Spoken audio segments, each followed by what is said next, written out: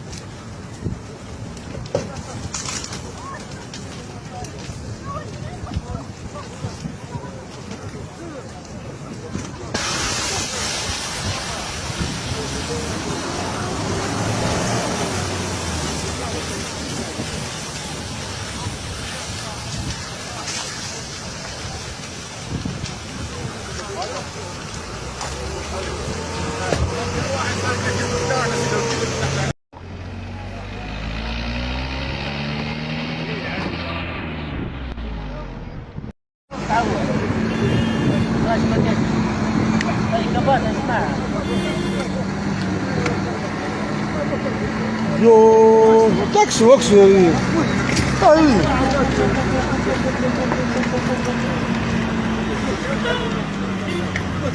يا ودي دير واحد لابس راجل يزم ولا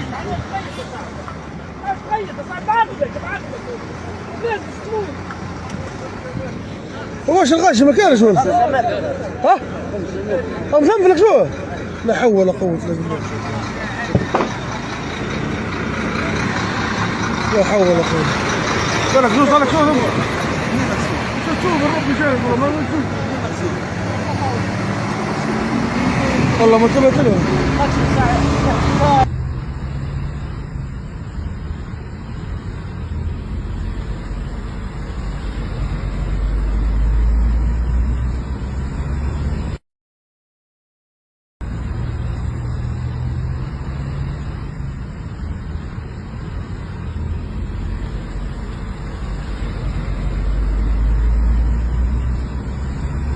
إذا متابعينا الكرام في هذا الخبر العاجل والمهم، وكما شاهدتم قبل قليل في هذه المشاهد التي وثقت قبل ساعات قليلة فقط في حظيرة الجزائر.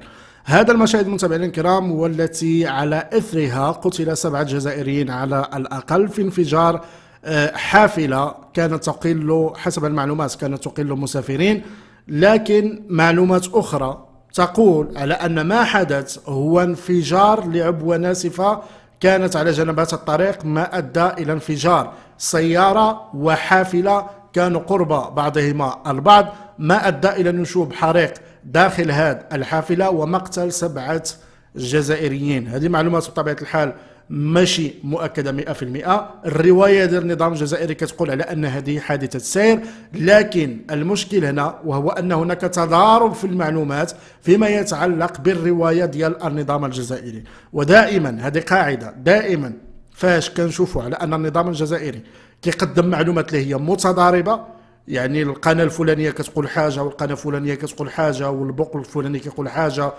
والبوق الآخر يقول يعني شيء آخر وكل شيء متناقض فيما بينهم. نفس المسألة ديال الانتخابات، أرقام متناقضة، أرقام لا علاقة مع الواقع، أرقام ما عندها شي منطق. نفس المسألة كيديرها النظام الجزائري حينما يكون هناك حدث خطير بالنسبة للنظام الجزائري ويريد التستر عليه.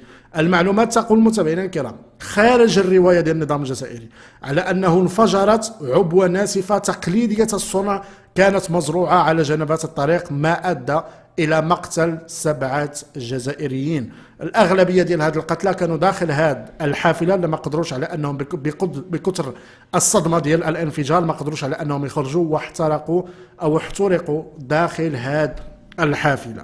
فالسؤال المطروح ماذا يحدث داخل حضارة الجزائر؟ هل سوف نشهد سلسلة من الأحداث الأخرى مثل ما شاهدناها قبل الانتخابات الهزلية المسرحية ديال نظام حضارة الجزائر، أم أن هذه المسألة فعلا حادثة سير، أم أنها شيء آخر لا نعلمه بعد.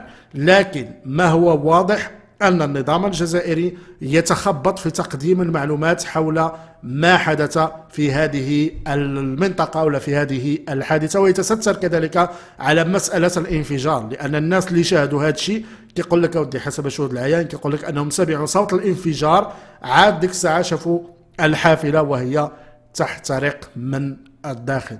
فبالتالي ما حدث بعيد كل البعد على الرواية ديال النظام الجزائري، والمعروف على النظام الجزائري أنه دائما يكذب، لكن يكذب بطريقة غبية. دائما الروايات ديالو كتكون متناقضة، ما كتكونش عقلانية وما كيكونش عندها منطق، فبالتالي من الصعب جدا تصديق الروايات ديال النظام الجزائري. هذا فيما يتعلق بالرواية ديالو. فيما يتعلق بالأخبار ولا الأنباء ولا التسريبات ولا المعلومات الأخرى، كتقول بأن هذه الحافلة أيضا كانت تقل جنود جزائريين نحو أحد الثكنات ولا نحو أحد القواعد العسكرية الجزائرية.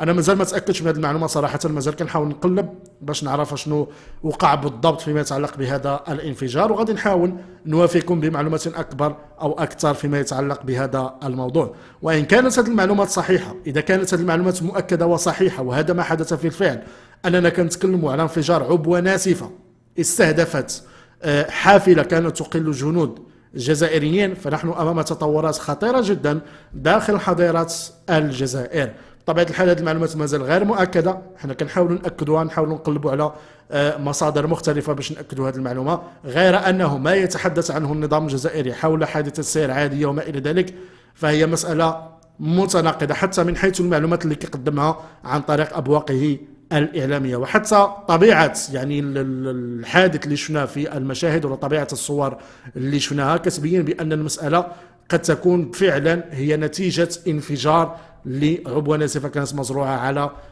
الطريق واستهدفت هذه الحافلة بالضبط اللي كانت تقل حسب المعلومات اللي هي غير مؤكدة كذلك جنود الجزائريين. فاحنا غادي نحاولوا نتأكدوا من هذه المعلومات متابعينا الكرام، وغادي نحاول نوفيكم بمعلومات أكثر في قادم الفيديوهات. النظام الجزائري دائما حينما نتحدث عن هكذا أحداث يحاول أن يصدر معلومات جديدة، ولا يحاول على أنه ينفي تلك المعلومات اللي هي في الأصل كتكون نقلا عن شهود عيان باش أنه يغطي على هكذا أحداث، خصوصا أنه إذا صحت هذه المعلومات فنظام حضارات الجزائر أمام منعطف خطير جدا فيما يتعلق بتطورات الأحداث اللي بدأت قبل الانتخابات ويمكن على أن تستمر بعد هذه الانتخابات الهزلية. فهادشي اللي كاين متابعينا الكرام، أراكم في فيديو قادم مع المزيد من التفاصيل. لا غالب إلا الله، وعاشت المملكة المغربية الشريفة.